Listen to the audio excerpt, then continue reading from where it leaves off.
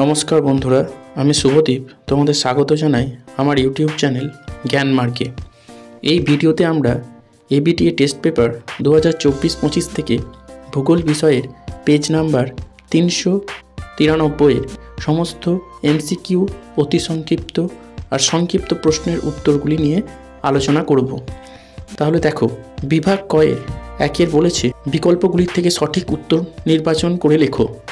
1 canyon বা I আকৃতির উপত্যকার সৃষ্টি হওয়ার কারণটি হলো, এটা হবে অপশন গ, নদীর নিম্নক্ষয়। 2 হিমবাহের ক্ষয়কার্যের পদ্ধতি নয়, এটা হবে অপশন ঘ, দ্রবণ। 3 সম্পৃক্ত বায়ুর আপেক্ষিক আর্দ্রতার পরিমাণ, এটা হবে অপশন ঘ, 100%। 4 উল্কাপিণ্ড পুড়ে ছাই হয়ে যায়, এটা হবে অপশন গ, মেসোস্ফিয়ার স্তরে। 5 চাঁদ ও পৃথিবীর মধ্যে সর্বনিম্ন দূরত্বের অবস্থানকে বলে, এটা হবে অপশন গ, পেরিজি। 6 নিম্নের কোন স্রোতটি শীতল স্রোত, এটা হবে অপশন ঘ, ল্যাব্রাডর স্রোত। 7 যানবাহনের কার্বন কণা নির্গমন রোধের জন্য ব্যবহার করা হয়, এটা হবে অপশন খ, তাড়িতিক অধক্ষেপক। 8 ভারতের রাজ্য পুনর্গঠনের মূল ভিত্তি ছিল, এটা হবে অপশন ক, ভাষা। 9 গাঙ্গেয় সমভূমির নবীন পলিগঠিত অঞ্চলকে বলে, এটা হবে অপশন ঘ, খাদার। 10 বৃষ্টির জল সংরক্ষণে ভারতের সর্বাধিক অগ্রগণ্য ও সফল রাজ্য হলো, এটা হবে অপশন খ, তামিলনাড়ু। 11 ভারতের কেন্দ্রীয় গম গবেষণাগারটি অবস্থিত, এটা হবে অপশন ক, পুসায়। 12 ভারতের শ্রেষ্ঠ তথ্য প্রযুক্তি শিল্পকেন্দ্রটি হলো, এটা হবে অপশন গ, বেঙ্গালুরু। 13 একটি করমুক্ত বন্দর হলো, এটা হবে অপশন ক, খান্ডালা। 14 74 m/7 মানচিত্রের সংখ্যাসূচক স্কেল হলো, এটা হবে অপশন গ, 1:50,000। এরপর বিভাগ ক্ষয়ের 2 দাগেরগুলো বলেছে শুদ্ধ অশুদ্ধ নির্বাচন করতে। 1 অর্ধচন্দ্রাকার তির্যক বালিয়াড়ি শিব বালিয়াড়ি নামে পরিচিত, এটা অশুদ্ধ। 2 ওজন ঘনত্ব মাপার একক হলো ডবসন একক, এটা শুদ্ধ। 3 উষ্ণ স্রোত ও শীতল স্রোতের মধ্যবর্তী সীমারেখাকে বলে হিমরেখা, এটা অশুদ্ধ। 4 বিষাক্ত আর্সেনিকের প্রভাবে জাপানে মিনামাটা রোগ হয়েছিল, এটা অশুদ্ধ। 5 থর মরুভূমির চলমান বালিয়াড়িকে বলে ধ্রিয়ান, এটা শুদ্ধ। 6 ভারতের সর্বাধিক জনঘনত্বপূর্ণ রাজ্য হলো বিহার, এটা শুদ্ধ। 7 ভারতের ভূবৈচিত্র্যসূচক মানচিত্র তৈরি করে সার্ভে অফ ইন্ডিয়া, এটা শুদ্ধ।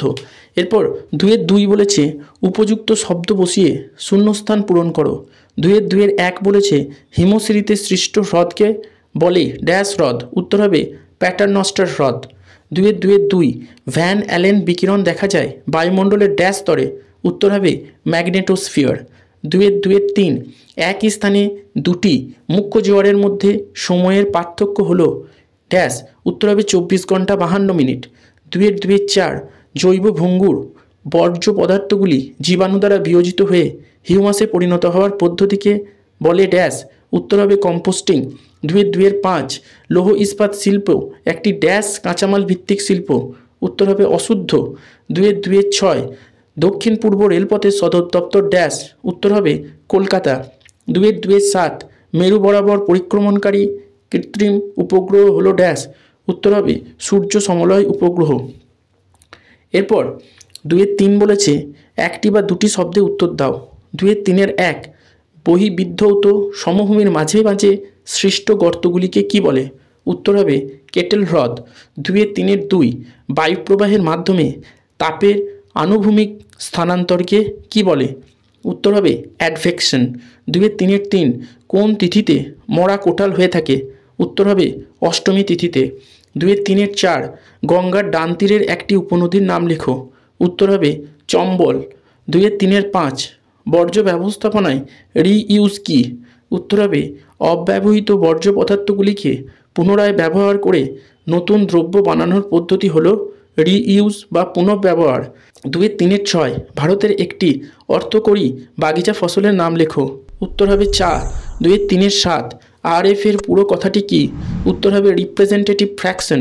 2-3-8 পর্বত ঢালে কোন পদ্ধতিতে চাষের মাধ্যমে মৃত্তিকা সংরক্ষণ করা যায়? উত্তর হবে ধাপ চাষ পদ্ধতি। এরপর 2-4 বলেছে বাম দিকের সঙ্গে ডান দিকেরগুলি মিলিয়ে লেখো। 2-4 বলেছে চিল্কা, এটা হবে অপশন 2 বঙ্গোপসাগর। 2-4 ভারতের ডেট্রয়েট, এটা হবে অপশন 3 চেন্নাই। 2-4 কারেওয়া, এটা হবে অপশন 4 কাশ্মীর উপত্যকা। 2-4 বোরা, এটা হবে অপশন 1 স্থানীয় বায়ু। এরপর বিভাগ গয়ের 3 দাগেরগুলো বলেছে নিচের প্রশ্নগুলির সংক্ষিপ্ত উত্তর দাও। 3-1 বলেছে বারখানের সংজ্ঞা দাও। উত্তর হবে মরুভূমি অঞ্চলে বায়ুপ্রবাহের সঙ্গে তির্যক বা আড়াআড়িভাবে আধখানা চাঁদের মতো আকারের যে বালিয়াড়িগুলি গড়ে ওঠে তাদের বারখান বলে। এরপর 3-1 অথবাটা বলেছে হিমশৈল কি? উত্তর হবে কখনো কখনো উপকূলীয় হিমবাহ থেকে বিশাল বরফের স্তূপ বিচ্ছিন্ন হয়ে সংলগ্ন মহাসাগরে ভেসে বেড়ায়। সমুদ্রে ভাসমান এই সব বিশাল বরফের স্তূপকে হিমশৈল বলে। হিমশৈলের মাত্র 1/9 অংশ সমুদ্রে ভেসে থাকে। এরপর 3-2 বলেছে ডোলড্রাম কি? উত্তর হবে নিরক্ষীয় অঞ্চল, অর্থাৎ 5 ডিগ্রি উত্তর থেকে 5 ডিগ্রি দক্ষিণ অক্ষাংশ বরাবর উত্তর পূর্ব এবং দক্ষিণ পূর্ব আয়নবায়ু মিলিত হয়ে উপরে ওঠে, অর্থাৎ উল্লম্ব বায়ুস্রোতের সৃষ্টি হয়। তাই এই অঞ্চল বরাবর বায়ুর অনুভূমিক প্রবাহ প্রায় থাকে না। এই কারণে এই অঞ্চলের বায়ুমণ্ডলে সবসময় শান্তভাব বিরাজ করে। তাই নিরক্ষীয় অঞ্চলকে ডোলড্রাম বা শান্তমণ্ডল বলে। এরপর 3-2 অথবাটা বলেছে শৈবাল সাগর কি? উত্তর হবে উত্তর আটলান্টিক মহাসাগরের প্রায় মধ্যভাগের এক বিরাট এলাকা জুড়ে উত্তর নিরক্ষীয় স্রোত, উপসাগরীয় স্রোত, ক্যানারি স্রোত মিলে একটি জলাবর্ত বা ঘূর্ণ স্রোতের সৃষ্টি করে। এই জলাবর্তের মধ্যাংশ স্রোতবিহীন, এই জন্য ওই অংশে নানা রকম শৈবাল, আগাছা ও জলজ উদ্ভিদ জন্মায়, যার নাম শৈবাল সাগর। এরপর 3-3 বলেছে বর্জ্য কি? উত্তর হবে বিভিন্ন ধরনের ভাঙা ও অব্যবহৃত ইলেকট্রনিক সামগ্রী, যেমন বাতিল computer, TV, mobile handset, DVD প্রভৃতি বৈদ্যুতিন বর্জ্যগুলিকে এক কথায় বর্জ্য বা ইলেকট্রনিক্স বর্জ্য বলে। এরপর 3-3 অথবাটা বলেছে ল্যান্ডফিল কি? উত্তর হবে যে নির্ধারিত স্থানে কঠিন বর্জ্যগুলিকে একটি বৈজ্ঞানিক উপায়ে ফেলে তাদের বিয়োজন ঘটানো হয় সেই স্থানগুলিকে ল্যান্ডফিল বা ভরাটকরণ বলে। এবার 3-4 বলেছে ডেকান ট্র্যাপ কি? উত্তর হবে দাক্ষিণাত্য মালভূমির উত্তর পশ্চিমাংশে তরল লাভা পর্যায়ক্রমিকভাবে জমাটবদ্ধ হয়ে সিঁড়ির ধাপের মতো চ্যাপ্টা মাথা বিশিষ্ট যে মালভূমি সৃষ্টি হয়েছে তাকে ডেকান ট্র্যাপ বলে। এরপর 3-4 অথবাটা বলেছে ম্যানগ্রোভ অরণ্যের 2টি বৈশিষ্ট্য লেখো। উত্তর হবে ক এই অরণ্যের উদ্ভিদের শ্বাসমূল ও ঠেসমূল দেখা যায়। খ এই অরণ্যের উদ্ভিদের জরায়ুজ অঙ্কুরোদ্গম দেখা যায়। এরপর 3-5 বলেছে অনুসারী শিল্প কি? উত্তর হবে কোনো বৃহৎ শিল্পকে কেন্দ্র করে যেসব ছোট ছোট শিল্পগুলি গড়ে ওঠে সেগুলিকে বলে অনুসারী শিল্প, যেমন পেট্রো রসায়ন শিল্পকে কেন্দ্র করে গড়ে ওঠা কৃত্রিম রাবার, রং, তন্তু, কীটনাশক, ঔষধ ইত্যাদি শিল্প। এরপর 3-5 অথবাটা বলেছে সোনালী চতুর্ভুজ কি? উত্তর হবে ভারতের 4 প্রান্তে থাকা বৃহত্তম 4টি মেট্রোপলিটন শহর দিল্লি, মুম্বাই, চেন্নাই ও কলকাতাকে যে বৃহৎ উন্নত সড়ক দ্বারা সংযুক্ত করা হয়েছে তাকে সোনালী চতুর্ভুজ বলে। এরপর 3-6 বলেছে সেন্সর কি? উত্তর হবে সেন্সর হলো এমন একটি যন্ত্র যা উপগ্রহ থেকে ডিজিটাল পরিসংখ্যানের আকারে পৃথিবীর বিভিন্ন বস্তু বা উপাদানের তথ্য সংগ্রহ করে।